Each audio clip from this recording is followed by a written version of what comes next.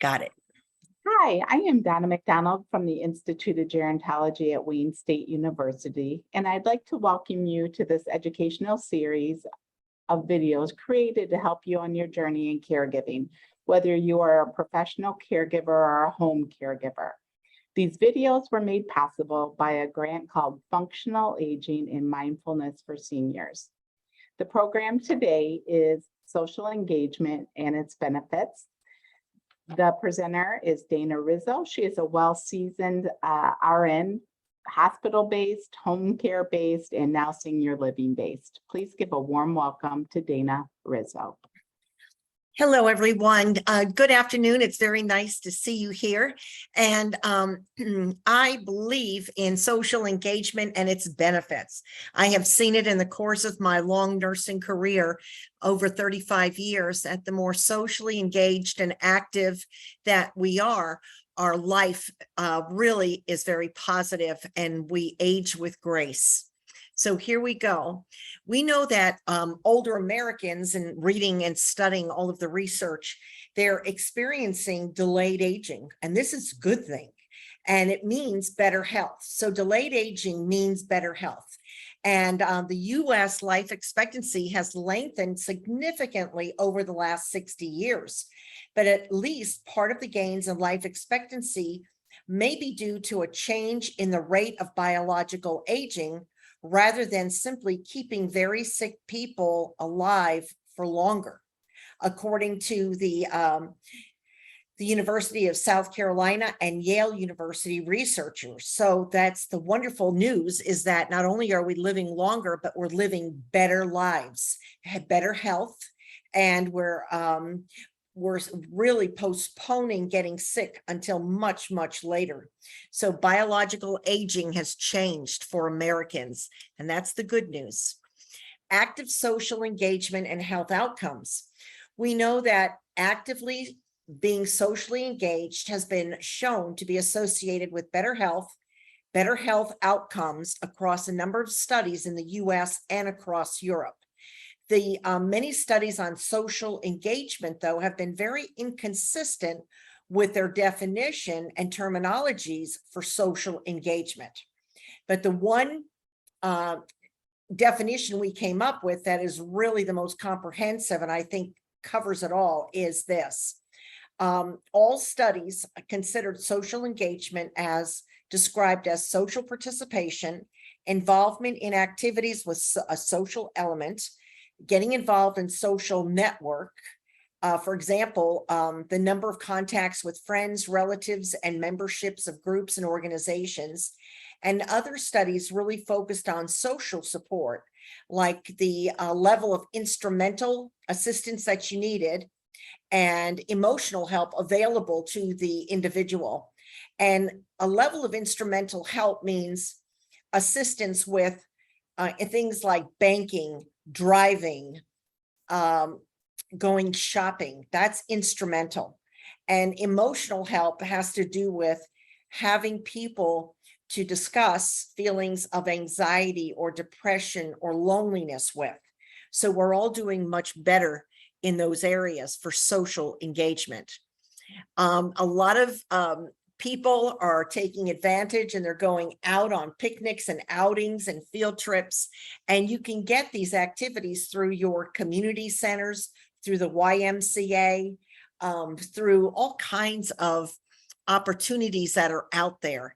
And they're mostly free of charge, or there's a minimal charge simply because of the fact that there's such a group and they're getting group rates. Even going to the theater is quite a lot of fun. So social engagement, we know that there are clear overlaps between these types of social engagement activities across all the studies that I read.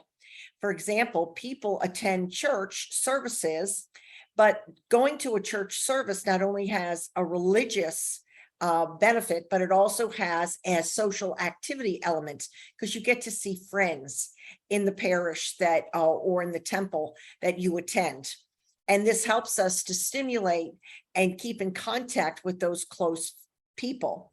Today, we will discuss studies that show how social engagement in older adults who participate in social activities and their relationships and how that impacts their health. And I will tell you, just this last Sunday, I was in church and there were two gentlemen that were recently widowed behind me, and they're both in their 80s. And we knew, my husband and I both knew both their wives, and one was widowed about 8 months ago due to COVID, and the other one was widowed, I guess, a year ago related to heart failure. But both of these gentlemen, because they come to church regularly, they participate in the social events and spaghetti night, bingo night, all of these events, we're starting to see them smiling more. They're dressing up more. They are taking better self-care of themselves. And that's the kinds of things that social engagement will do for you.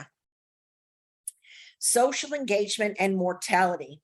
The earliest studies on social engagement examining the relationship with mortality and its outcomes actually began in the 70s. So Berkman and Syme back in 1979 demonstrated that in a community-based sample of people aged between 30 and 70 living in California, men and women, those that lack social contacts were more likely to die within a given period of time than the men and women with the most social contacts. And this has been going on for a long, long time. In fact, I remember even hearing my mother and my grandmother discussing, oh, so-and-so is now a widow. He's not going to last long without his wife, mostly because women tend to be more social and they reach out more, where men tend not to be as social, but that's changing a great deal now in society. So when we're looking at social contact, there's 4 components that we measure social participation. And the Social Network Index Rating Score was created, Social Index Rating Score. And it was a study that was done on 4,174 people. So that was a pretty large study group. And the first area that they looked at, the first component was membership to a church or a group membership, such as a senior community activity center or perhaps a temple.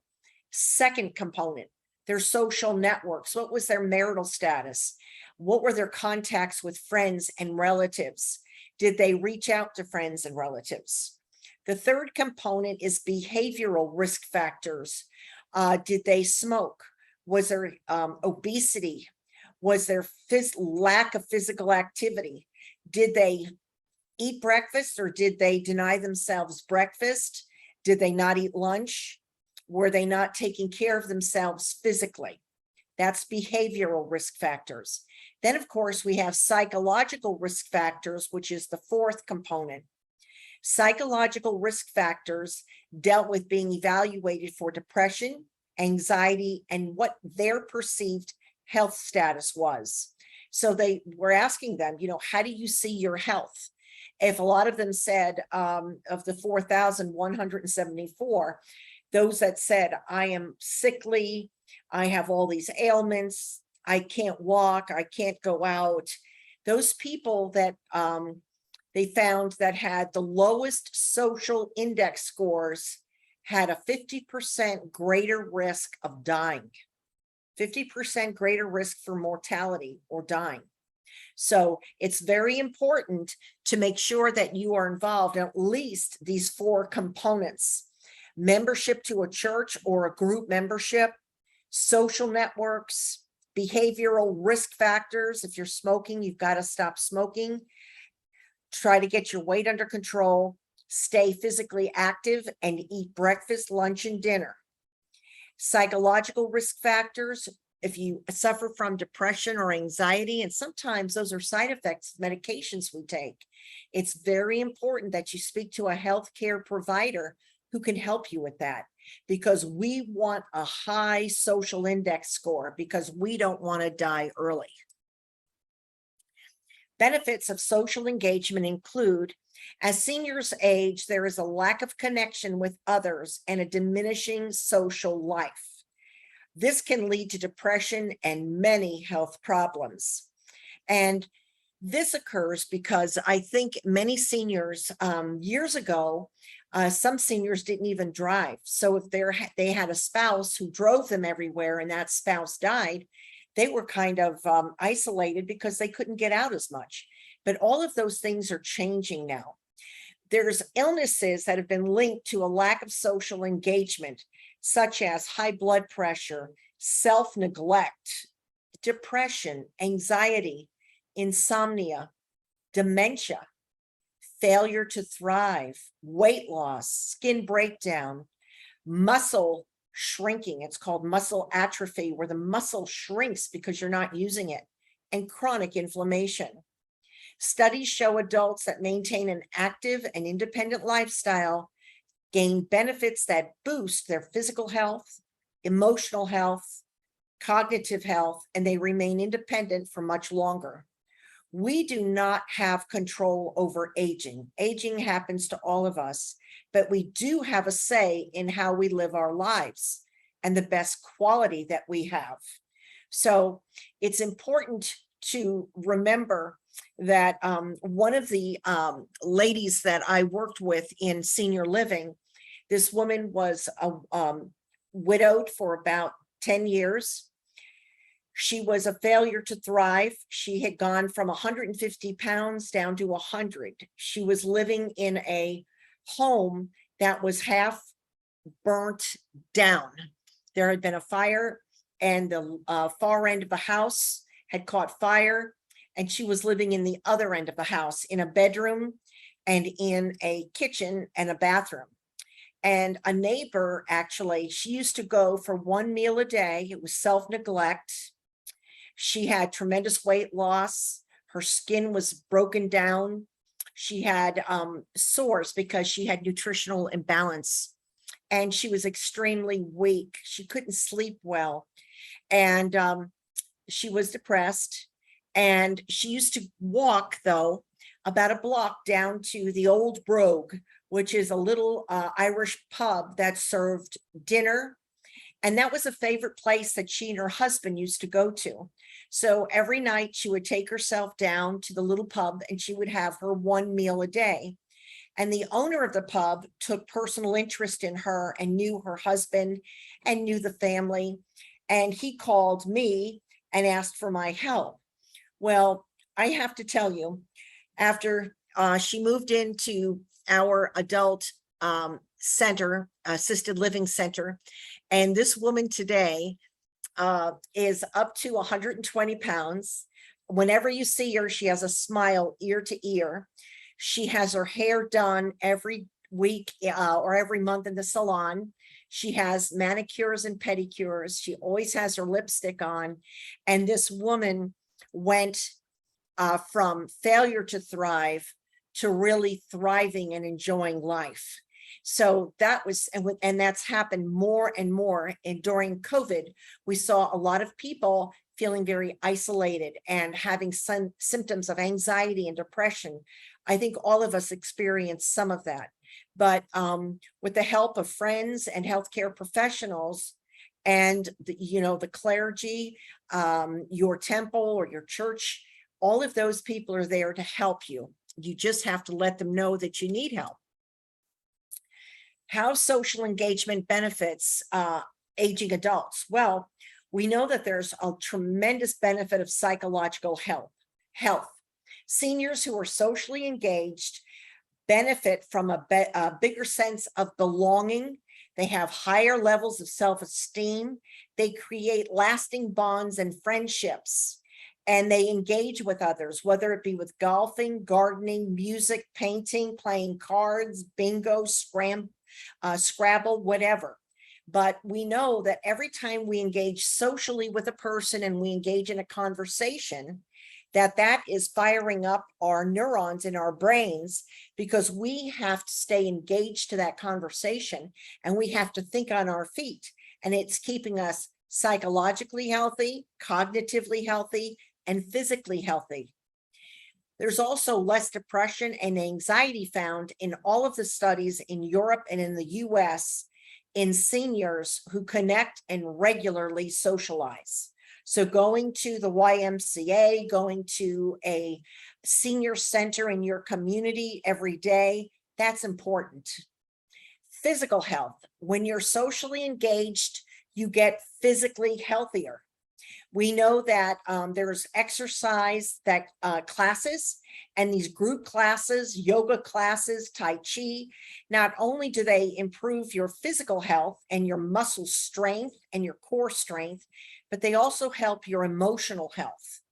And with fewer physical aches and pains, you're going to feel less anxiety, less depression, and you're going to have fewer health problems like osteoporosis, osteopenia, and cancers. So this is so important. So far for social engagement benefits, we know that our psychological health improves and our physical health. How about cognitive health? Well, according to Dr. Valerie Crooks, social interactions can keep Alzheimer's disease and other forms of dementia far away.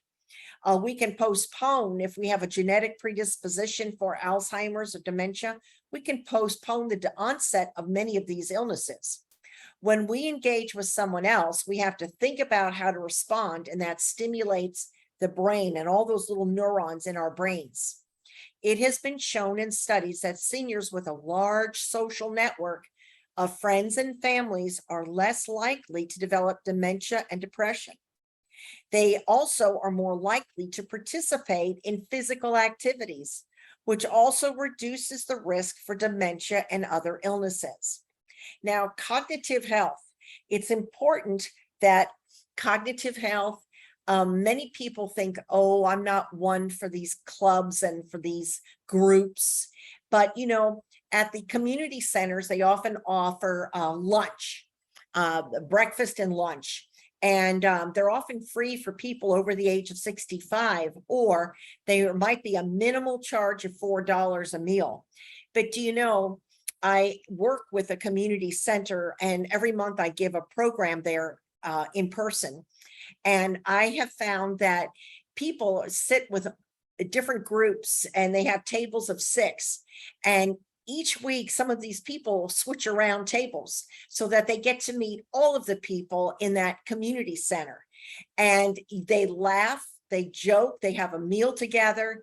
They're all eating 100% of their meal, because eating is a very social activity. So even their nutrition improves. And of course, their cognitive health is improving because they're laughing and joking with each other. They're smiling at each other. All of that is helpful. Some of them were even invited to go play pickleball after lunch. And I know that a few of them took them up on that, while others after lunch go to Tai Chi and yoga, and they make an afternoon activity out of going to the community center and taking advantage of all their courses and classes. Now, all these lovely women, it looks like they belong to a special sunglass club, but they're just having fun. They're kicking up their heels and they're enjoying life. And that's what I think that we should all strive for. The goal of social engagement is that we want to slow the pace of aging along with our increasing life expectancy. Who wants to live a long, long life with aches and pains? None of us. We don't mind living a long time as long as we're going to live it well. So researchers have found that modifying our health behaviors early in our 50s, 60s, and 70s, and using prescription medications significantly impact the health of the population. A lot of the prescription medications for blood pressure, for diabetes, and for gout, and for many of these osteoarthritis, these drugs help us live a longer and better quality of life. But you have to take them as prescribed. This will decelerate the biological aging process, and it will push the time of age-related disease and disability closer to the end of life. And that's what we want to do. I mean, if we have, in my family, I have a predisposition to heart disease, diabetes, strokes, and cancer. But I am looking forward to a long, healthy life because I never smoked. I'm physically active every single day. I try to control my stress levels. I eat a nutritious diet and I exercise every day, but I could do a lot better on that end, I can assure you. But all of that will mean that even though those diseases might be in my future, I'm going to push them as far down the road as possible. I don't want to be hit with them in my 50s and 60s and 70s like my parents were. So we will lead, we want a lifespan extension, and we know that if we're healthier, we're going to have lower health expenditures. We don't have to spend so much money on doctors and therapies, and we'll have higher productivity, which makes us feel better, and we'll have a greater sense of well-being. So people will live more of their years in good health, and that's the goal of a social engagement. People will live more of their years in good health. So the growing older and feeling younger. The Pew research findings showed that some of the negative benchmarks regarding aging were the following: that people, when they became ill, they felt that they were aging faster. When they had memory loss, they felt they were aging faster. Inability to drive made them feel they were aging faster. End to sexual activity, the loss of libido or sex drive made them feel that they were getting older and aging. And keep in mind that a lot of that could be medication that you're on that shuts down your sex drive or your libido. There could be struggle with loneliness, that ages us. Depression ages us, and difficulty paying our bills and worrying about that bill every single month ages us. But there are care managers or care managers are people that you can pay a nominal fee, and they're usually social workers that will help you to come up with a financial plan so that you can pay your bills. They'll help to get you connected to different community groups. And all of these are available often through your community centers. In fact, our community center here actually has a Medicare representative that even talks to the seniors about how to minimize their Medicare monthly bill and how to increase some of the coverage, and helps them with secondary insurances, etc. So people are out there, and that service is free of charge. So these are the things that tend to make us feel old. Okay. Growing older and feeling younger. Many seniors that we polled in the Pew report said they felt younger than their years. Only 3% said they felt older than their age, only 3%. Older adults that have a count my blessings attitude, when asked to look back over the full arc of their lives, had a 75% better turnout and felt better than their peers. And those people that had a count my blessings attitude, there were 75% of them that said that their lives turned out better than they ever would have thought.